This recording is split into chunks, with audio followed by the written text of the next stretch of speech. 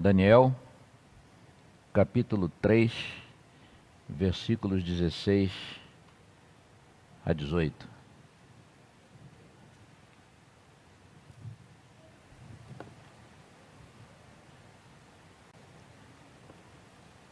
Pode me ajudar aí? Sadraque, Mesaque e Abdenego responderam ao rei: ó Nabucodonosor, se formos atirados na fornalha em chamas, o Deus a quem prestamos culto pode livrar-nos, e ele nos livrará das tuas mãos, ó rei. Mas se ele não nos livrar, saiba, ó rei, que não prestaremos culto aos teus deuses, nem adoraremos a imagem de ouro que mandaste erguer. Estamos continuando a série da semana passada. Bom dia, igreja, bom sábado. Também aqueles que nos assistem pela internet. Nós iniciamos a série A Graça nas Provações. Pode passar.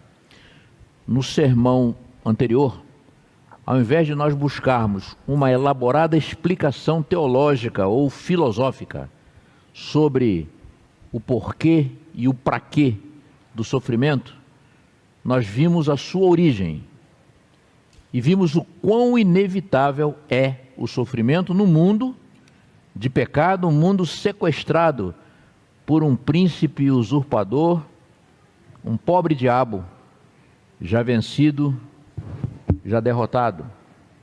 E nós enfatizamos o cuidado de Deus por nós.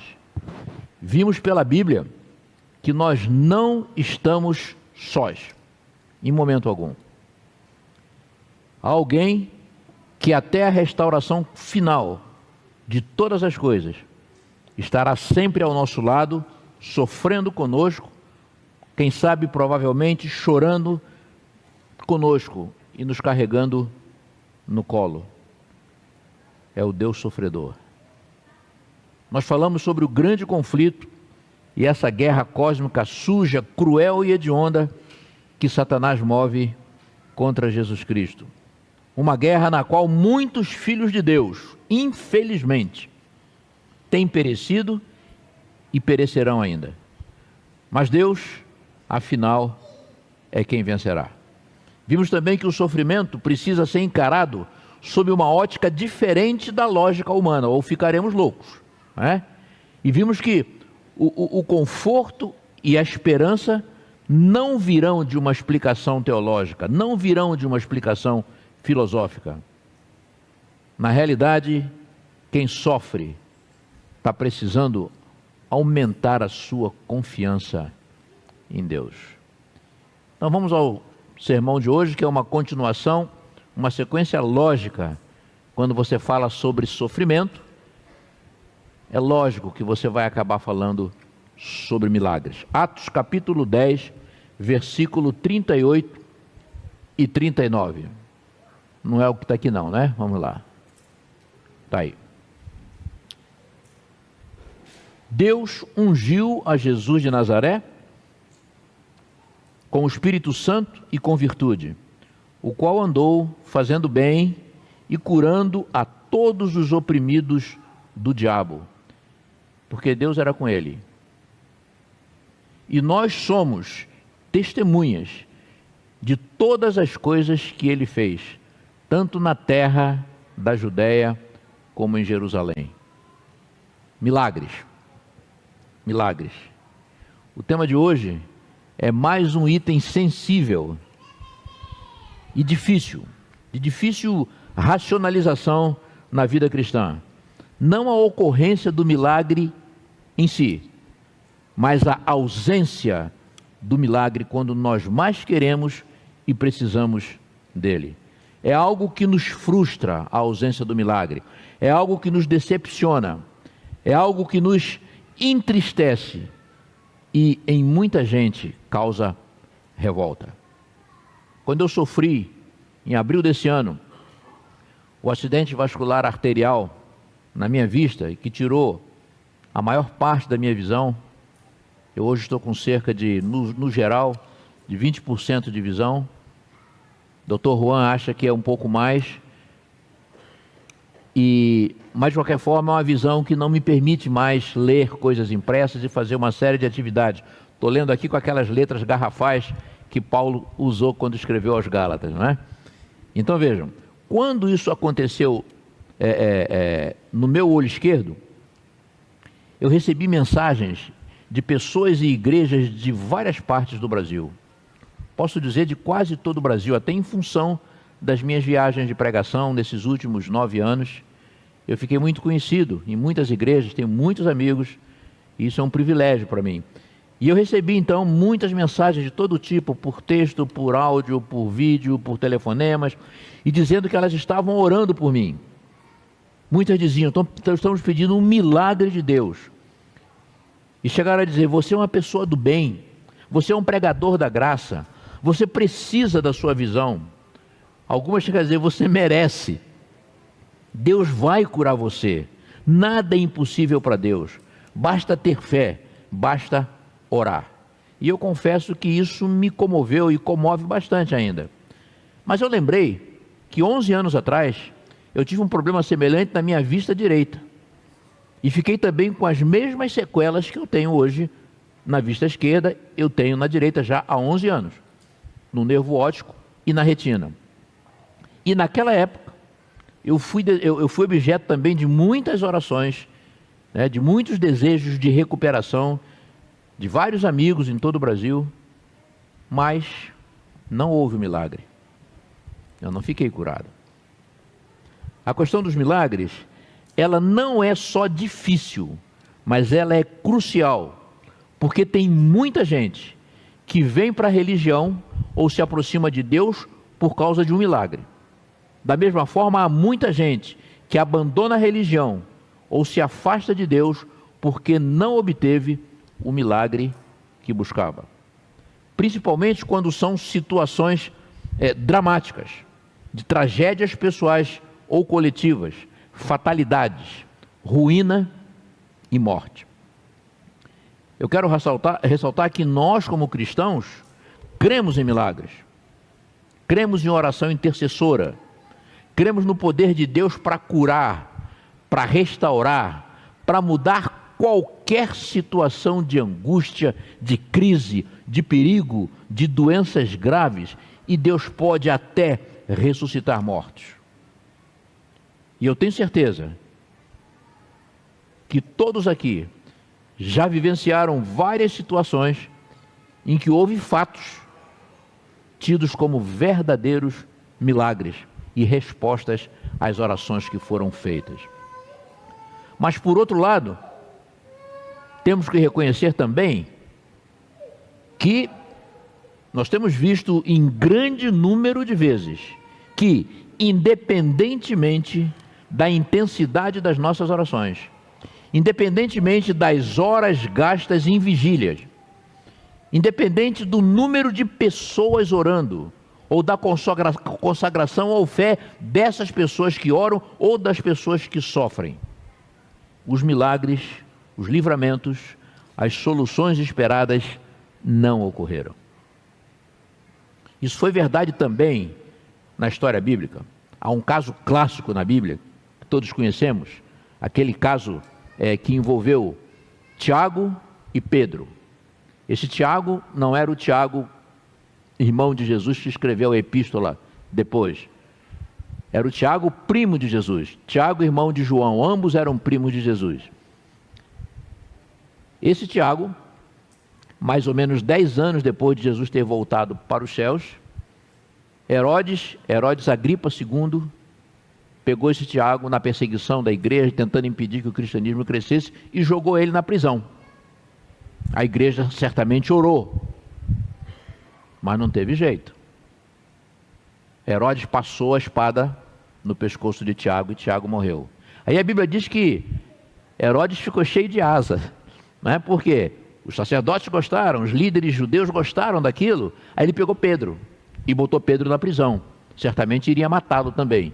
Mas Pedro, Deus mandou um anjo lá dentro e tirou Pedro da prisão. E agora? Não é? Há muitos outros casos assim na Bíblia. E ao longo de toda a história do cristianismo, da igreja primitiva até os dias de hoje, os exemplos de libertações, curas e milagres não realizados são imensos, são inúmeros. Eu penso então, e vocês vão de concordar comigo, que fica muito claro que há algo bem maior envolvido na obtenção de um milagre, e que é superior aos milagres, que é superior à nossa fé, e que é superior às nossas orações. Há alguma coisa maior que tudo isso. E muitas vezes, na nossa compreensão imperfeita, é muito comum atribuirmos a não ocorrência de um milagre à falta de fé, à falta de consagração, a pecados ocultos. E isso é o pior que podemos pensar e dizer para quem sofre uma dura perda ou está passando por uma provação insuportável. E o que é, então, um milagre?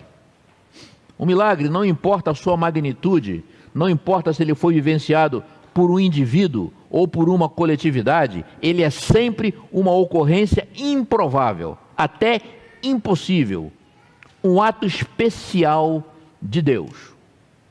E quando é que ele acontece? Ele acontece quando Deus age fora da lógica humana e até fora das leis naturais que ele mesmo criou. O milagre é algo extraordinário, muitas vezes sobrenatural.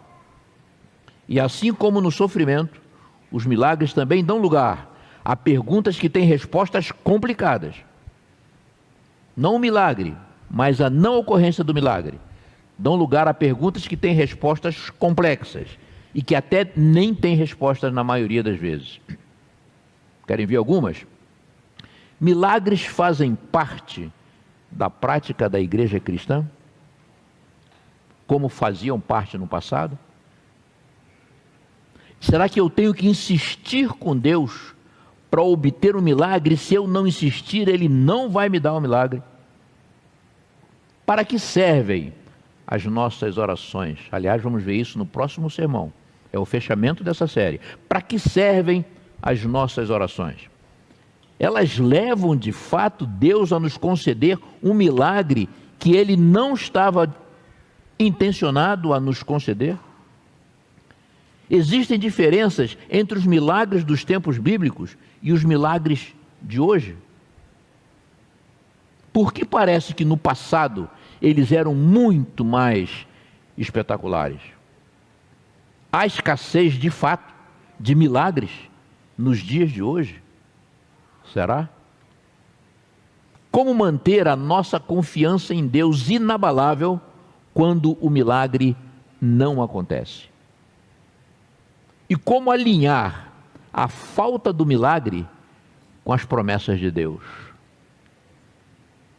Somos nós que levamos o Espírito Santo a atuar em nosso favor?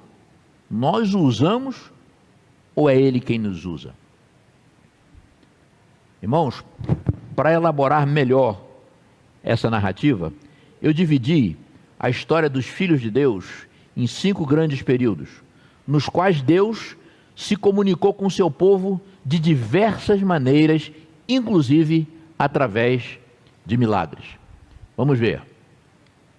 Aqui estão os 5 períodos. Primeiro período, da criação até o dilúvio. Nessa época, Deus ainda não tinha eleito um povo para representá-lo. Segundo período, de Noé até Abraão, até o início da história hebraica. Terceiro período, de Abraão até o final dos reinos de Israel, de Judá e até o cativeiro. Quarto período, aí entre o terceiro e o quarto, houve um período chamado de intertestamentário, mais ou menos 400 anos entre Malaquias e Mateus, em que Deus ficou em silêncio, não se manifestou. E o cânon sagrado não registra esse tempo. Quarto período, ao longo do ministério de Jesus Cristo e dos apóstolos. E o quinto período, do início da igreja cristã até os nossos dias e até que Jesus volte. Então, 5 períodos de relacionamento de Deus com o seu povo, através também de milagres. Não é? Nós sabemos que Deus não muda, a Bíblia diz isso. O que é que Deus não muda? Deus não muda o seu caráter, Deus não muda as suas leis, Deus não muda a sua vontade, mas há alguma coisa que Deus muda. Nós podemos dizer que em cada um desses períodos aí, a forma de Deus falar, a forma de Deus se manifestar, as suas estratégias e métodos de aproximação e de comunicação foram se modificando ao longo desses períodos. Essa comunicação incluía também os milagres, é claro. Talvez por isso, muitos achem que hoje já não há mais a mesma ocorrência de milagres como nesses tempos bíblicos. É bem verdade que hoje nós não vemos ninguém por aí andando sobre as águas. Não vemos por aí o mar se abrindo. Não vemos por aí fogo descendo do céu. Não vemos por aí água saindo da rocha. Não vemos maná caindo diariamente. Não vemos azeite brotando do fundo das panelas. Não vemos curas reais ao toque das mãos de alguém ou pela simples passagem da sombra de alguém. Não vemos isso. Não vemos também ressurreições e muitos outros tipos de milagres.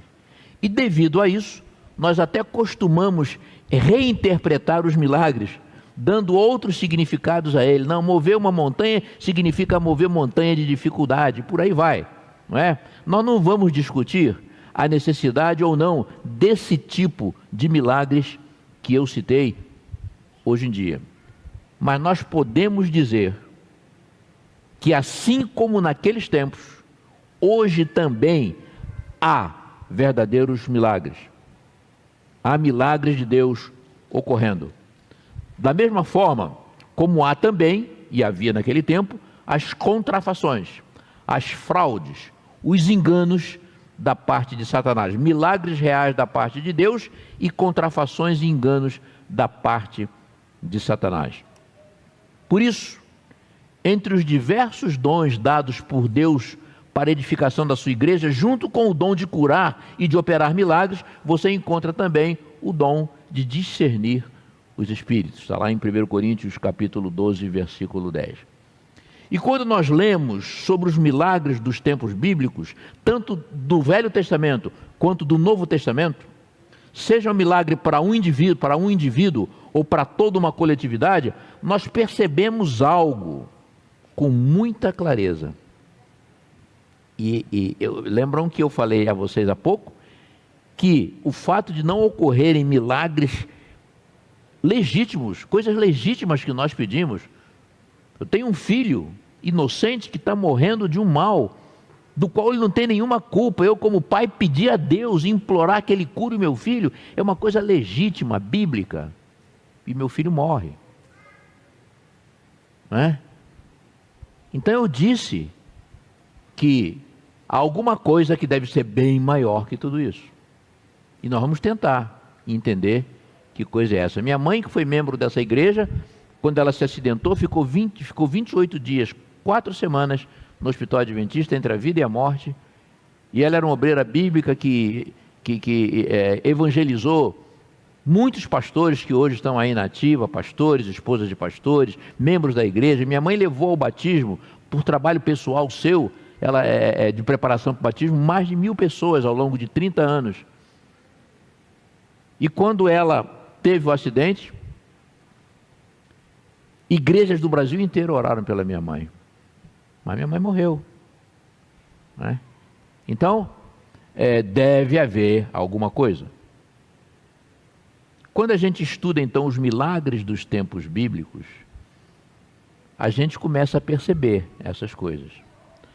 Todos, eu não estou dizendo alguns, todos os milagres dos tempos bíblicos ocorriam sempre em 3 situações específicas. E isso pode ser verdade também para os milagres de hoje em dia. Primeira situação em que os milagres ocorriam, está aí.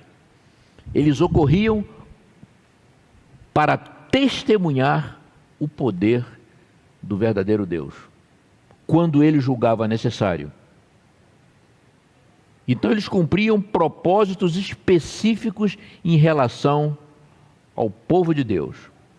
Essa foi sem dúvida a razão, no meu entender, maior de todos os sinais e milagres do passado: testemunhar o poder do verdadeiro Deus para todos os povos e atraí-los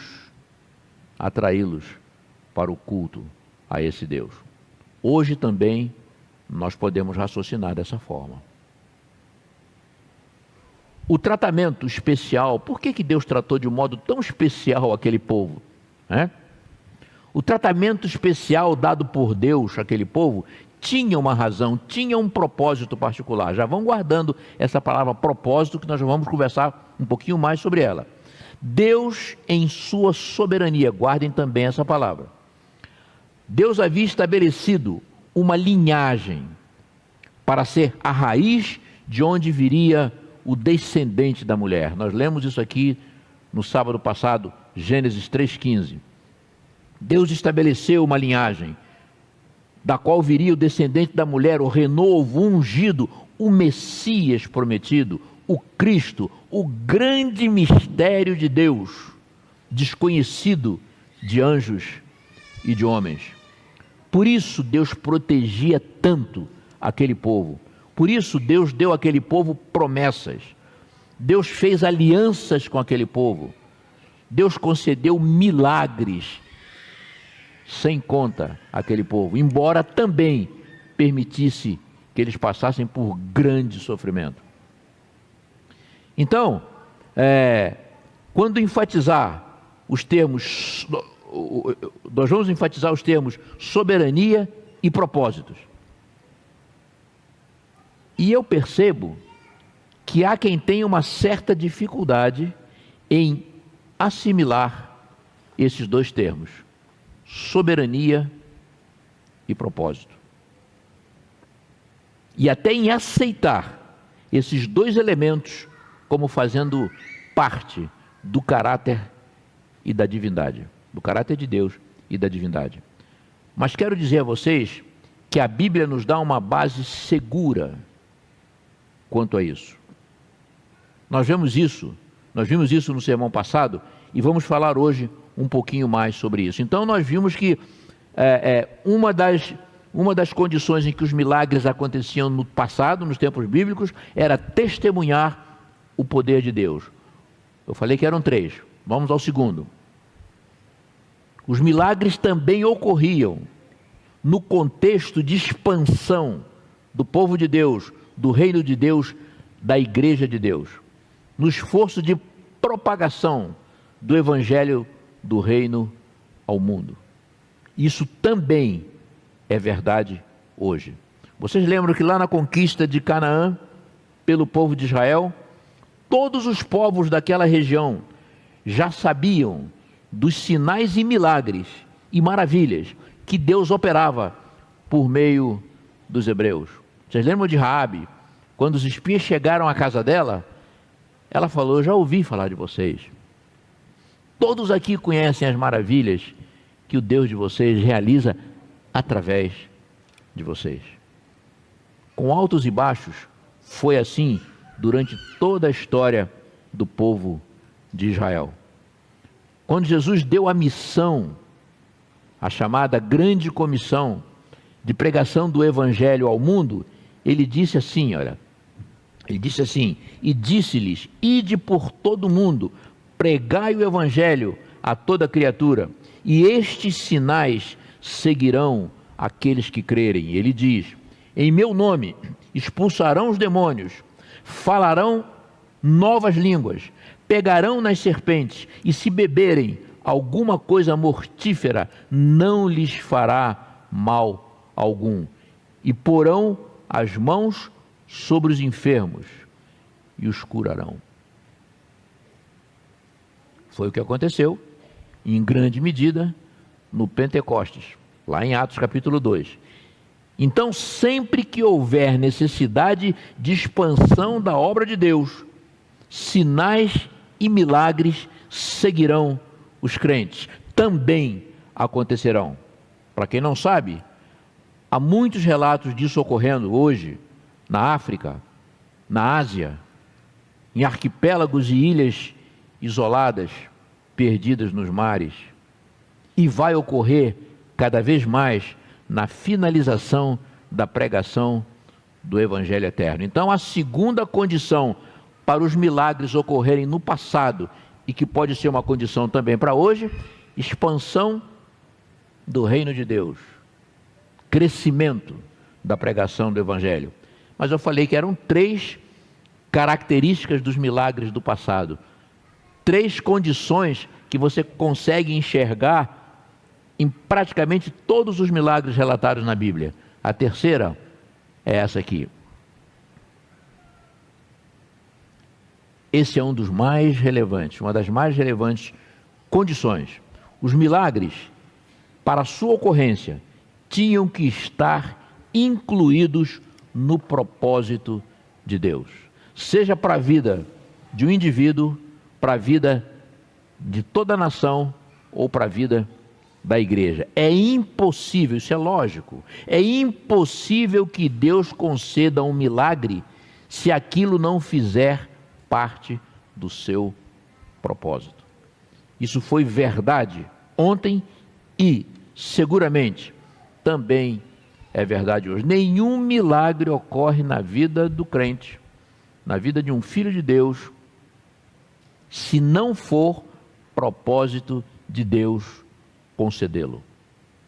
No entanto, há também vários episódios bíblicos em que Deus não concedeu milagres, bênçãos especiais, legítimas, pedidas pelos seus filhos, não é? Ele agiu assim com vários dos seus mais diletos filhos, porque certamente ele tinha propósitos maiores e melhores para eles, não tenho dúvida. E agora eu quero trazer de volta aquele texto inicial que eu coloquei. Alguém deve estar pensando, o que tem a ver essa questão dos milagres que você está falando com aquele texto lá do livro de Daniel? Isso aí foi um episódio que ocorreu lá numa planície chamada Planície de Dura, na Babilônia. Hoje há uma discussão aí, desculpe, mas uma discussão absolutamente sem nenhuma necessidade, se aquilo ali era uma estátua ou se era um obelisco. Na realidade, aquilo ali era um monumento à egolatria de Nabucodonosor e à sua idolatria e paganismo. Sadraque, Mesaque e Abdenego estavam, portanto, com suas vidas em risco, precisando de um milagre para não morrer, porque eles decidiram servir a Deus. Então, olhem que palavras extraordinárias.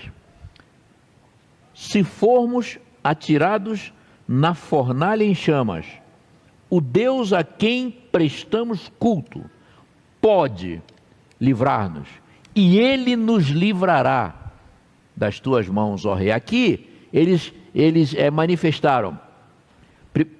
Bom, vamos terminar o texto. E Ele nos livrará das tuas mãos, ó Rei. Mas se Ele não nos livrar, saiba, ó Rei, que não prestaremos culto aos teus deuses, nem adoraremos a imagem de ouro que mandaste erguer. Então vejam que Sadraque, Mesaque e Abdenego, em pé diante daquele monumento do rei Nabucodonosor, eles tiveram a perspectiva correta, que nós devemos ter, a perspectiva correta da possível realização de um milagre do qual eles necessitavam para não morrer.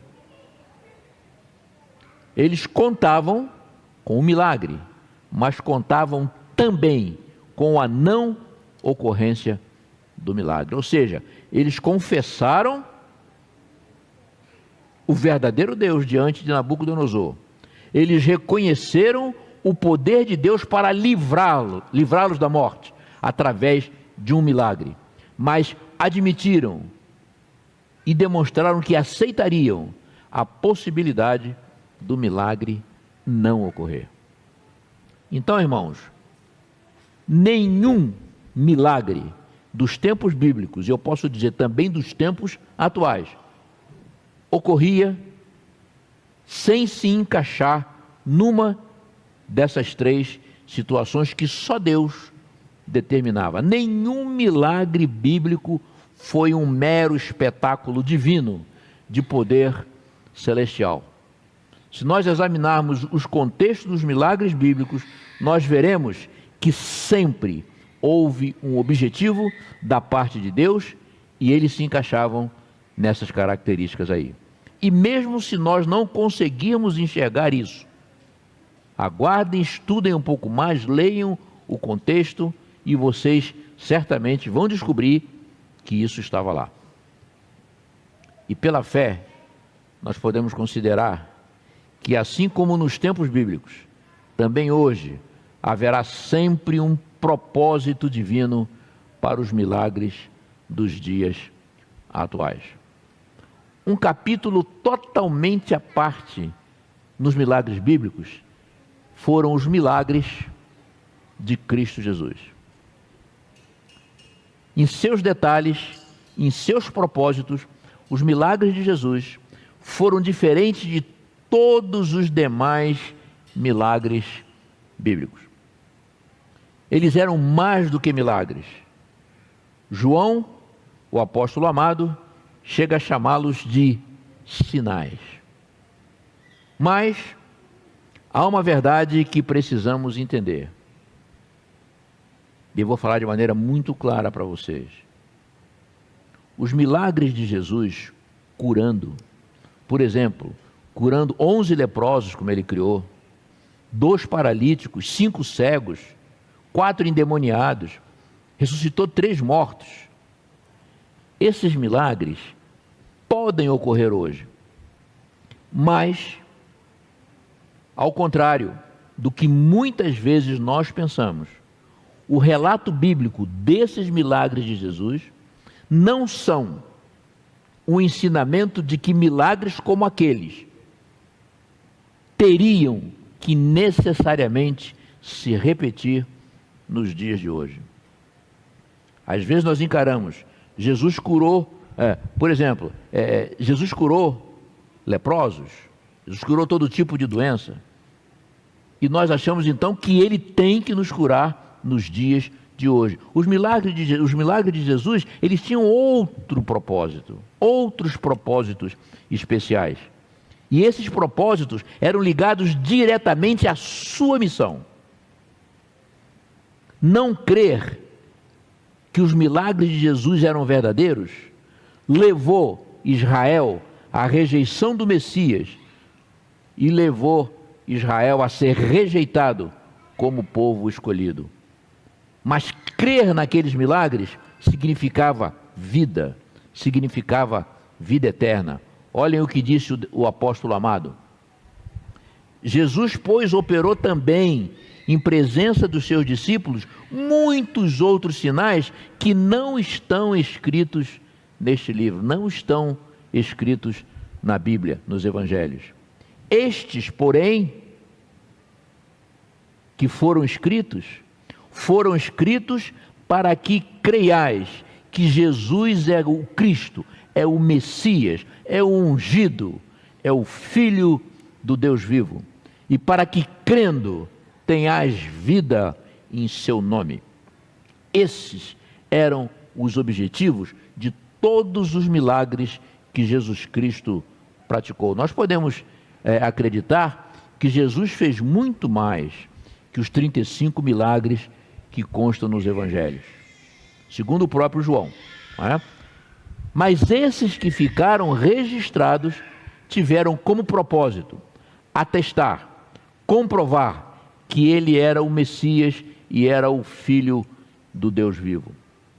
Aliás, entre os muitos milagres de Jesus, houve 4 tipos de milagres aqui mostram claramente isso que eu estou falando e nos fazem entender as polêmicas com que os líderes, os sacerdotes, os escribas, os fariseus, as polêmicas com as quais eles confrontavam o Salvador todo o tempo. Um dia eu quero pregar aqui sobre os milagres de Jesus e vocês vão ficar fascinados, vão ter a fé de vocês fortalecida quando vocês perceberem essa relação fortíssima dos milagres de Jesus com a sua missão messiânica. Agora, eu quero falar um pouquinho desse item fundamental relacionado com o sofrimento, com os milagres e com as nossas orações, e que nós precisamos entender da forma bíblica. Eu me refiro a isso aqui. Eu me refiro ao propósito, à vontade, ao arbítrio de Deus. Muitos cristãos, muitos pregadores, muitos teólogos não creem que Deus tenha propósitos e planos estabelecidos para os seus filhos. Não creem. Eu respeito essas pessoas, sabem muito mais que eu, mas sem querer entrar pelo método texto-prova, eu posso dizer a vocês, não temos tempo aqui para isso, posso dizer a vocês que nós temos base bíblica sólida e suficiente para crer que Deus se relaciona conosco segundo os seus propósitos. Só precisamos refletir sobre o que isso significa. Citando apenas alguns desses textos, rapidamente, não vou mostrar ali, vou só mencionar. Jeremias diz que Deus tem propósitos e planos de paz e não de mal para nós. Paulo diz em Romanos, Deus age em todas as coisas segundo o seu propósito.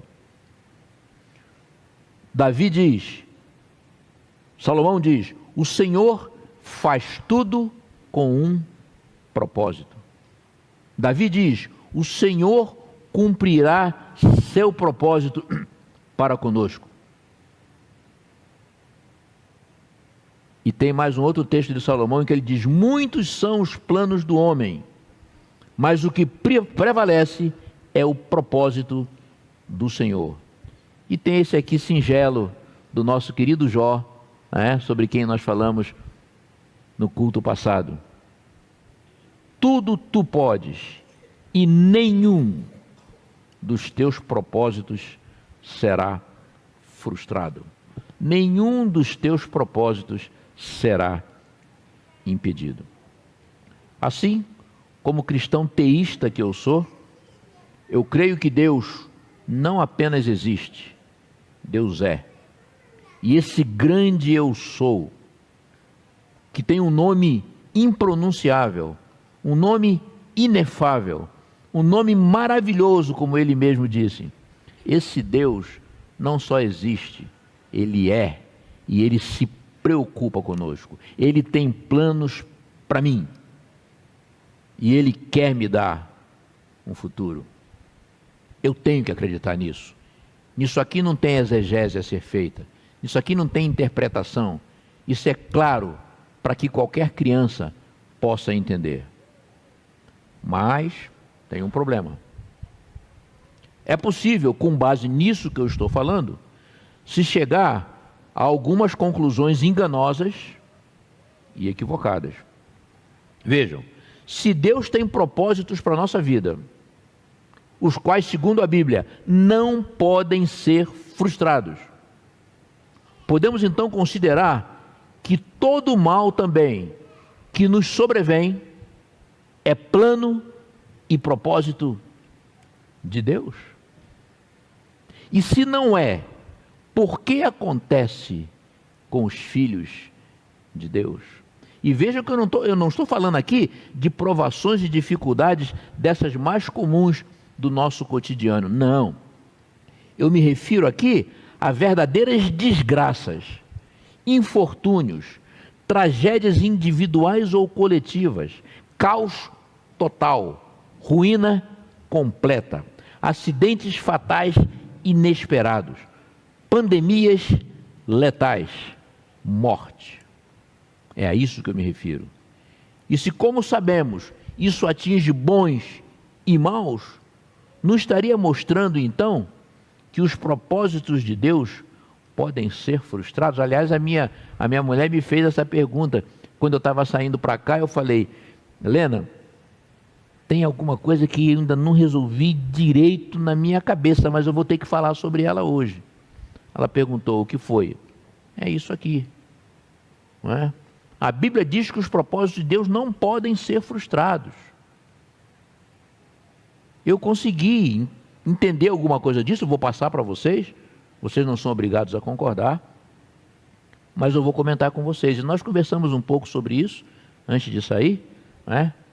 Vejam bem, Deus pôs em todas as suas criaturas, todas as criaturas, anjos e homens, e seres que nós não sabemos como são e quem são, e que habitam mundos que nunca pecaram. São todos criaturas de Deus. Deus pôs em todas as suas criaturas, podemos entender isso por todo o contexto bíblico, dois elementos inalienáveis, que são a vontade, ou seja, o arbítrio, a vontade livre e o poder de fazer escolhas. Livre-arbítrio, eu falei aqui da semana passada, é tão somente liberdade para fazer escolhas. Quem não crê nisso, tem cristãos que não creem nisso, eles dão um outro nome ao livre-arbítrio. Mas, desde antes do pecado, Deus claramente se relaciona com o homem através das escolhas que o homem faz. Após o pecado, o homem não perdeu essa capacidade. Pode até ter tido o seu arbítrio de certa forma diminuído, por quê? Porque agora ele passou a contar e a precisar de um poder externo, o poder da graça, o poder do Espírito Santo de Deus. Mas ele continua com capacidade total de fazer escolhas. Nós lemos há pouco que nenhum propósito divino então pode ser frustrado, pode ser impedido. Mas por outro lado, a Bíblia mostra que eles, se não podem ser frustrados, impedidos, eles podem ser desconsiderados. Eles podem ser rejeitados, recusados, desprezados, exatamente pelas nossas escolhas. Por quê? Os propósitos de Deus só seriam frustrados se Deus os anulasse, se Deus os cancelasse. Uma palavra bem moderna, não é? Os propósitos de Deus só poderiam ser considerados frustrados se Deus os abandonasse, se Deus os cancelasse, se Deus os anulasse. E Deus não fez isso, não faz isso, não fará isso. Deus deu o Éden, o homem rejeitou o jardim. Aí Deus não desistiu. Deus tinha um propósito. Deus trouxe o dilúvio, o homem recusou a arca. Deus elegeu um povo, eles desprezaram a eleição. Deus propôs diversas alianças, o homem quebrou todas. Deus enviou seu próprio Filho, Jesus Cristo, o homem o crucificou. Deus deixou aqui o chamado Consolador, o homem peca contra ele, né? Mas Deus não desiste. Seu propósito original jamais será frustrado. Creiam nisso. A Bíblia relata um momento triste da recusa do ser humano por um propósito lindo de Deus. Vou ler para vocês. Deus tinha um propósito maravilhoso para aquele povo escolhido, mas o povo não quis. O povo recusou. E isso levou Jesus Cristo às lágrimas. Vamos ver o que está dito aqui. Jerusalém, Jerusalém. Isso é lindo. Jerusalém, que matas os profetas e apedrejas os que te são enviados. Quantas vezes eu quis ajuntar os teus filhos, como a galinha ajunta os seus pintinhos debaixo das suas asas, e tu não quiseste. Eu quis, mas tu não quiseste. Está aí um propósito divino lindo, recusado por escolha humana. Mas esse propósito não foi frustrado. Ele prossegue. E prosseguiu com outro povo. Aquele povo não quis. Ele prosseguiu com outro povo. Porque os propósitos finais de Deus jamais podem ser frustrados. Os propósitos de Deus não são determinações impositivas. Tipo, está escrito nas estrelas. Não é assim que funciona a predestinação divina, não é?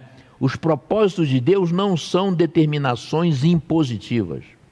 O homem exerce livremente o seu poder de aceitação ou de recusa.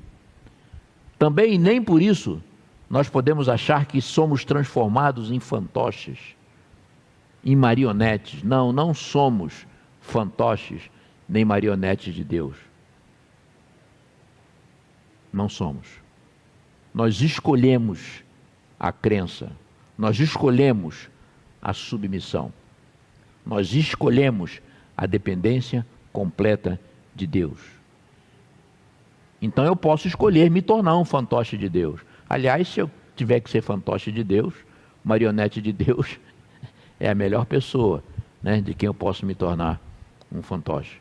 Mas não é esse o plano de Deus.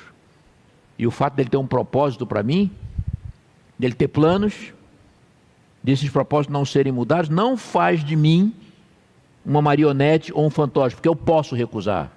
Um dos ensinamentos da graça que nós pregamos, ao contrário de outras religiões evangélicas que nós respeitamos, mas a graça que nós pregamos diz que a graça não é irresistível. Então, repetindo, Deus em sua soberania, em seu amor, estabelece propósitos e planos de paz. Mas o homem pode recusar. E pelas suas escolhas, ele pode ficar de fora. Pode ficar de fora. Pode impedir que um propósito de Deus se realize na sua vida. Embora ele não possa frustrar a realização final do mesmo propósito. Pois Deus o cumprirá para aqueles que quiserem, que crerem e que aceitarem. O maior propósito de Deus, a graça salvadora, que diz Paulo quando escreve a Tito, está aí oferecida a todos os homens, ele tem sido rotineiramente rejeitado por muita gente ao longo da história. Esse propósito de Deus, da graça salvadora, foi proclamado assim que o homem pecou lá no Éden. Gênesis 3,15, nós lemos e nos emocionamos com isso no sábado passado. Ele foi consumado no Calvário, está lá em João, e ele será completado, não tenham dúvida, no juízo final. Ele não será frustrado. Mas resta, para a gente fechar esse sermão, resta uma dúvida. É uma questão dolorosa, é uma questão incômoda, e é onde desaguam todos os nossos questionamentos, dúvidas e perplexidades sobre o sofrimento e sobre os milagres, que é a seguinte: há muitas coisas ruins que acontecem, como essas que eu já citei, mas que, primeiro, não vêm de Deus. Segundo, não vem das nossas escolhas. Não, nem sempre é resultado das nossas escolhas. Há quem diga que a maioria do sofrimento humano vem das suas escolhas. Eu não sei, eu nunca medi. Tá? Mas a gente consegue entender essas coisas pelo estudo do sofrimento na Bíblia. Então, vou repetir aqui. O sofrimento que acontece conosco, tem muitos deles que, primeiro, não vem de Deus. Segundo, não vem das nossas escolhas. Terceiro, não vem de atos falhos que nós praticamos. E quarto e pior, atingem pessoas inocentes, sem qualquer vestígio de culpa. Como entender isso? Irmãos, nós vemos esses infortúnios e fatalidades diariamente. É perigoso. Queremos racionalizar e queremos encontrar respostas imediatas e simplistas para essas coisas. Nessa pandemia, falei aqui no sábado passado, muitos de nós perdemos parentes, vizinhos, amigos, irmãos na fé, de forma dolorosa, de forma chocante. Esse sermão não tem a pretensão de explicar isso de forma satisfatória. Essa é uma questão trágica. No entanto, eu penso que encontrei na Bíblia 2 episódios pouco comentados, mas que indicam que há um certo contexto que nós costumamos ignorar ou que nós não conhecemos.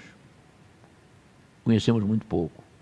Um dia nós vamos saber de tudo isso claramente. Mas hoje, quando eu estava caminhando lá perto de casa, pensando nessas questões para tentar fechar esse sermão, e Deus me deu esses 2 insights. Eu fiquei com aquilo, voltei para casa, fui ler a respeito. São 2 episódios que me ajudaram a manter a fé e a acalmar o meu coração quanto a essas tragédias inexplicáveis e também quanto à não obtenção dos milagres que muitas vezes eu busco. Vocês acham que eu não insisti com Deus por um milagre para me curar? Aliás, especificamente, eu não pedi a Deus, Deus me dá a minha visão de volta. Eu não pedi isso a Deus. Mas eu confesso a vocês que quando eu vim aqui sábado passado, naquela semana anterior ao sábado passado, nas minhas orações, eu tinha até medo de falar isso, mas eu cheguei a imaginar, puxa, se sábado, dia 21 de abril, 21 de agosto, exatamente 4 meses, 21 de abril foi quando eu tive o problema, eu chegar no púlpito de Moema, abrir o meu notebook e enxergar tudo perfeitamente, enxergar as pessoas, enxergar tudo como antes. Olha que bênção, que maravilha, um milagre em pleno púlpito da igreja, não é? Nós pensamos assim, não é errado você buscar o milagre. Mas eu achei 2 episódios bíblicos. Um deles está na experiência de Davi e Batseba. Depois da grande crueldade do rei de Israel, o maior rei de Israel, cometendo todo tipo de atos ilícitos, que incluíram assédio, incluíram adultério, incluíram bebedeira, incluíram assassinato, incluíram muitas mentiras. A criança que foi fruto daquele relacionamento entre Davi e Batseba, a Bíblia diz a respeito dela que ela foi ferida por Deus. É assim que diz o texto bíblico. E morreu. Nós cremos no arrependimento verdadeiro e sincero do rei de Israel. E eu não vou me deter nisso aqui agora. Mas muitos pregadores e teólogos eu já ouvi dizendo que a criança morreu porque era filho do pecado. Mas que bênção saber, segundo o próprio Davi, no Salmo 103, que Deus não nos retribui segundo os nossos pecados, segundo as nossas iniquidades. Ou seja, Deus não lida conosco na razão direta dos nossos erros, não. Se Deus agisse conosco pelo viés da sua justiça, eu digo sempre quando eu prego sobre a graça, se Deus agisse com o ser humano primordialmente pelo viés da sua justiça, nós viraríamos poeira cósmica, nem nasceríamos. Mas é uma bênção que Deus age conosco primordialmente pelo viés da sua graça. A Bíblia diz também que um pai não carregará a culpa de um filho, nem o filho a culpa do seu pai. Está lá em Ezequiel. Então por que eu vou achar que aquela criança morreu porque era filho do pecado. E aí, eu fiz uma leitura completamente diferente daquela narrativa. Aquela criança inocente, que não chegou a ter nome, que não cometeu pecado algum, que não recusou nenhum propósito de Deus para a vida dela, que não fez nenhuma escolha errada. Ela morreu daquela forma. Tinha natureza pecaminosa? Tinha. Mas não tinha cometido nenhum ato pecaminoso. Aquela criança foi apenas uma vítima inocente das más escolhas de Davi e de Batseba. E por que ela morreu? Porque ela foi ferida pelo próprio Deus, como diz o texto bíblico. Eu enxerguei nesse episódio, aparentemente injusto e cruel, e na nossa ótica ele é injusto e é cruel. Eu consegui enxergar um detalhe oculto, para mim de grande significado. Eu achei isso no mais messiânico de todos os profetas. Eu costumo chamar o livro de Isaías como o Evangelho segundo Isaías. E lá no versículo 53, que é lindo, maravilhoso, todos nós deveríamos sabê-lo de cor, não é? Diz que Jesus foi ferido. A mesma expressão usada em relação à criança, né, que foi o filho de Davi e Batseba. Jesus foi ferido pelas nossas transgressões. Ele foi moído pelas nossas iniquidades. Ele foi castigado para que nós tivéssemos paz. Paz com Deus. Os pecados de todos nós caíram sobre ele. E pela sua enfermidade, nós fomos sarados. E finalmente, ele foi cortado da terra dos viventes, para que nós não fôssemos cortados, para que nós não morrêssemos. Irmãos, pelas leis judaicas, Davi e Batseba, mesmo Davi sendo o grande rei que foi, Davi e Batseba deveriam morrer como adúlteros, apedrejados diante de toda a congregação de Israel.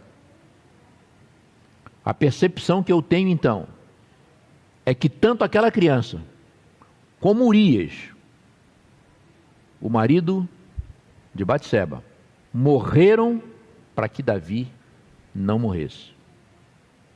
Deu-se ali um claro processo de substituição, tipificando o sacrifício de Cristo, chamado de Filho de Davi, que morreu para que nós não morrêssemos.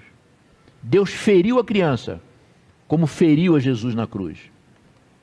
Eu não tenho dúvidas de que tanto Urias, um soldado fiel, embora não fosse judeu, quanto aquela criança inocente, estarão na eternidade, eu não tenho dúvida disso. Mas, se nesse caso, nós até podemos encontrar um possível item profético, teológico e típico, né? Tipo e antitipo, né? Há um outro episódio, eu falei que foram dois, que contextualiza ainda melhor os milagres não concedidos e, pior, as tragédias inexplicáveis. Eu voltei novamente à história de Jó. É impossível, como eu falei no sermão passado, tratar sobre sofrimento sem lembrar de Jó. E eu voltei à história de Jó. Quando nós lemos a história de Jó, é muito comum nós ficarmos nas principais figuras, que são Jó, sua mulher, seus amigos e Deus. Jó sofreu horrores, mas após dialogar com Deus, arrazoar com Deus, reclamar com Deus, ele aceitou o sofrimento, confiou em Deus, foi restaurado, morreu velho e farto de dias, como diz a Bíblia, cercado por uma grande e próspera família. E é assim que Jó é cantado, em música, em prosa e em verso. Mas eu não fiquei na figura de Jó. eu procurei ver essa história por uma outra ótica, pela ótica dos filhos de Jó, que morreram. Talvez alguns deles já casados, com famílias, que também morreram. Eu olhei essa história pela ótica dos cuidadores dos rebanhos de Jó, e que morreram também, atacados por bandidos, e empregados de Jó queimados por fogo que desceu do céu. Tudo isso acontecendo no mesmo dia. E eu tive então a exata medida das tragédias inexplicáveis que nós presenciamos na nossa existência, que nos deixam atônitos, sem entender nada.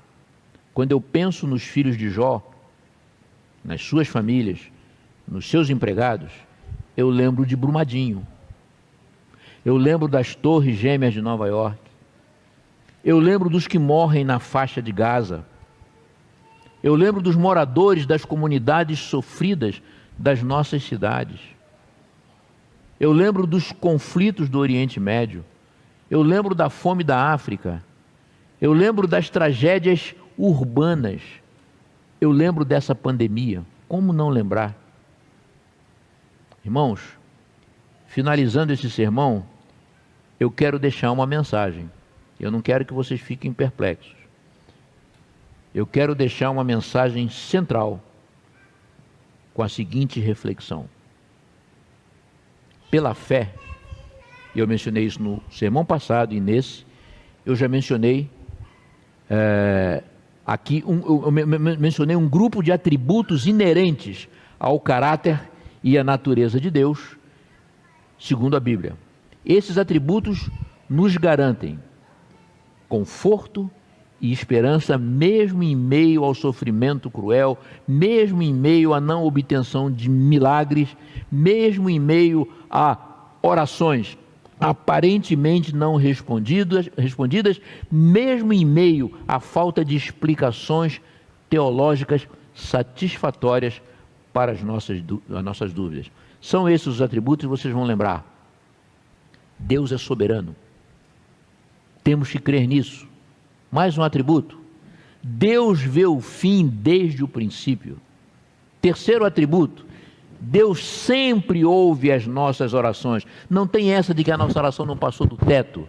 Deus sempre ouve as orações dos seus filhos. Deus não ouve as orações dos ímpios e alguns casos específicos que a Bíblia cita, mas as orações dos seus filhos, Deus sempre ouve. Nunca mais, vocês que são salvos pela graça, que foram justificados pela fé, que estão sendo santificados, estão no processo de santificação, nunca mais usem essa expressão infeliz, que a minha oração não passa do teto.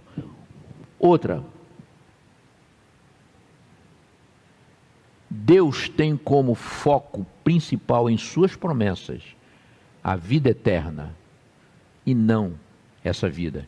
E por último, o que nós acabamos de falar, Deus tem propósitos e planos e os cumpre, pois são sempre para o nosso bem. A maior parte das nossas dúvidas só serão esclarecidas na eternidade, quando então nós teremos condição de entendê-las com mente transformada e com corpos glorificados. O próprio Deus se encarregará de fazer isso com ternura e com amor. Ele vai abrir perante nós todos os seus mistérios. E eu quero finalizar esse sermão com um texto de Ellen White, poético, inspirado, devocional. Eu não coloquei aí porque eu queria ler para vocês, porque o fato até de eu estar conseguindo ler, ainda que com dificuldade, troquei várias palavras aqui, mas ainda consigo pregar.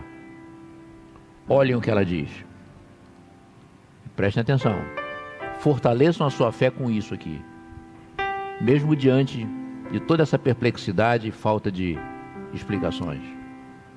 Tudo quanto nos tem confundido acerca das providências de Deus será esclarecido no mundo vindouro. As coisas difíceis de serem compreendidas terão então explicação.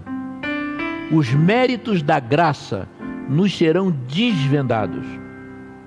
Naquilo em que a nossa mente finita só via confusão, só via promessas desfeitas, nós veremos a mais perfeita e bela harmonia. Saberemos que o amor divino dispôs as experiências que nos pareciam as mais difíceis. E ao reconhecermos o terno cuidado daquele que faz todas as coisas contribuírem para o nosso bem, nós nos regozijaremos com júbilo inexprimível, repleto de glória. Meu objetivo a partir da minha própria experiência foi trazer uma base de confiança nas ações divinas e não dúvida ou insegurança. Temos que reconhecer a nossa pequenez para compreender essas questões. Jó, que era um homem considerado justo, que não pecou segundo a Bíblia, ele não compreendeu. E Deus também não respondeu às perguntas dele. Então o meu objetivo foi trazer para vocês confiança nas ações divinas. Os milagres não são a parte mais importante do Evangelho e da vida cristã. Não, não são. O primeiro milagre, eu costumo dizer, o primeiro milagre, o primeiro e maior milagre é confiar em Deus. E o segundo maior milagre é não depender de milagres para seguir confiando. Há 30 anos, pouco mais de 30 anos, eu fiz uma música com esse título: o primeiro milagre é confiar. Naquela época eu estava pedindo a Deus vários milagres na minha vida. Hoje, lembrando daquilo, nenhum deles aconteceu. Nenhum deles aconteceu da forma como eu pedi, nenhum deles. Talvez se tivessem acontecido, eu não estaria aqui hoje pregando para vocês. Eu não teria tido a experiência da graça, a experiência com a graça que eu tive tempos depois na minha vida. Eu vou pedir à minha amiga Joyce Carnassali que cante essa música e em seguida nós finalizamos.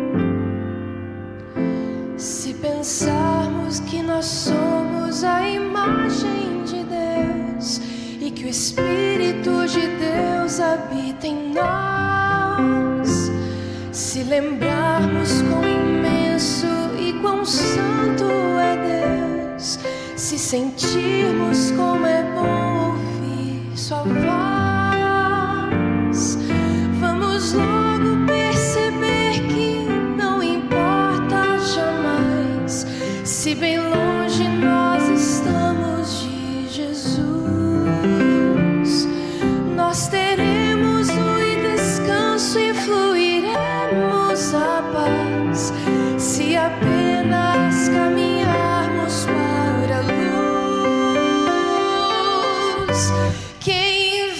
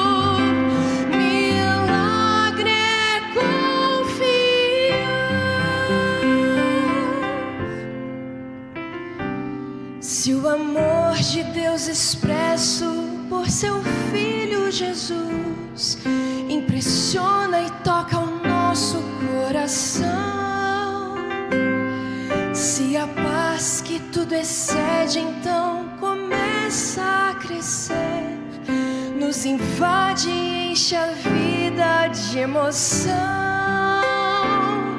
é exatamente aí que o milagre maior tem lugar e o homem pode renascer.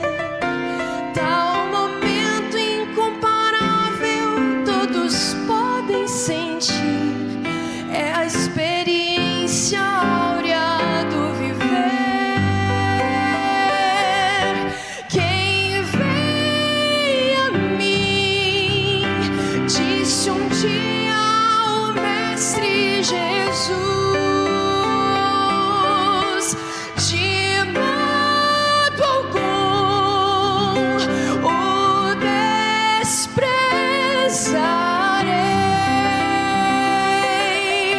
pois nos aceita do jeito que somos e nos transforma em filhos diletos de um rei. Mas se você quer ver hoje um milagre aqui,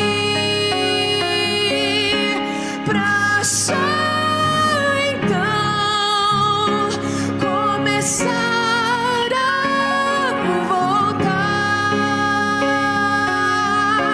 talvez jamais o milagre aconteça, pois saiba que o primeiro milagre é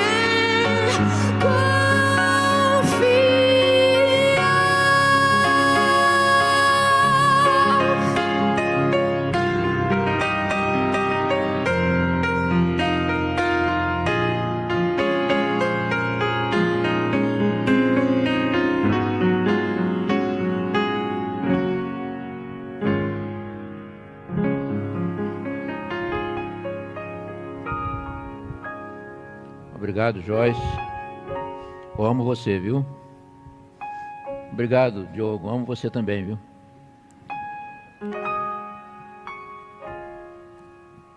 Irmãos, a Bíblia nos garante que Deus, junto com a aprovação, dá também o escape.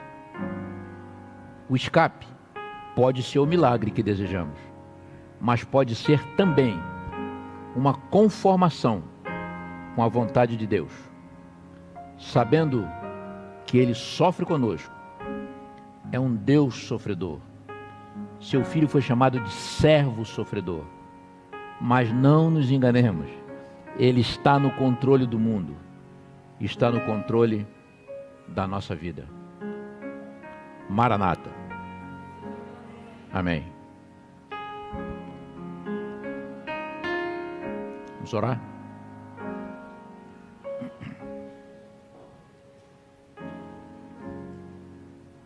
Pai nosso que estás nos céus, muito obrigado por esses momentos um pouco alongados, mas nos quais nós discutimos um assunto tão difícil, tão árido, tão penoso para todo ser humano, mas que pode não ser, pode deixar de ser, se nós confiarmos em Ti.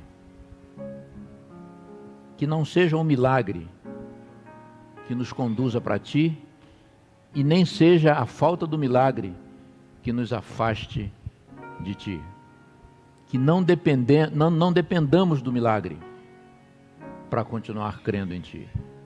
Volta logo, Pai. Volta logo. Te pedimos em nome de Jesus. Amém.